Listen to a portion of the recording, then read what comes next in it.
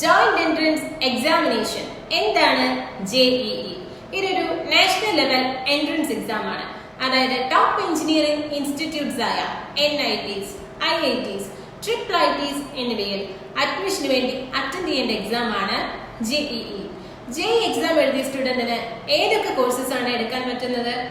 BTech, BE, BArch, BPlan തുടങ്ങിയ courses എല്ലാം തന്നെ എടുക്കാവുന്നതാണ്. 2 സ്റ്റേജസിലായാണ് ഈ ഒരു എക്സാം കണ്ടക്ട് ചെയ്തു വരുന്നത്. ആദ്യത്തെ എക്സാം ആണ് JEE മെയിൻ എക്സാം, രണ്ടാമത്തേതാണ് JEE അഡ്വാൻസ്ഡ് എക്സാം. ആദ്യം നമുക്ക് JEE മെയിൻ എക്സാം എന്താണെന്ന് നോക്കിയാലോ. ഈ ഒരു എക്സാം കണ്ടക്ട് ചെയ്യുന്നത് NTA ആണ്, അതായത് നാഷണൽ ടെസ്റ്റിംഗ് ഏജൻസി. ഈ ഒരു എക്സാമിന്റെ പർപ്പസ് എന്ന് പറയുന്നത് admission to NITs, IIITs and eligibility for JEE advanced exam.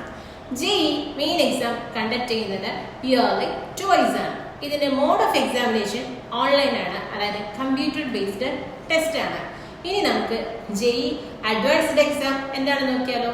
ഈ ഒരു എക്സാം കണ്ടക്ട് ചെയ്യുന്നത് IITs ആണ്, അതായത് ഇന്ത്യൻ ഇൻസ്റ്റിറ്റ്യൂട്ട് ഓഫ് ടെക്നോളജി. ഈ എക്സാമിന്റെ പർപ്പസ് എന്ന് പറയുന്നത് അഡ്മിഷൻ ടു IITs തന്നെയാണ്. ഈ 2 സ്റ്റേജസിലുള്ള എക്സാമിനും സബ്ജക്ട്സ് വരുന്നത് സെയിം തന്നെയാണ്, അതായത് ഫിസിക്സ്, കെമിസ്ട്രി, മാത്തമാറ്റിക്സ്. +2 മിനിമം 50% ഉള്ള ഒരു സ്റ്റുഡന്റിന് JEE എക്സാമിന് വേണ്ടി അപ്ലൈ ചെയ്യാവുന്നതാണ്.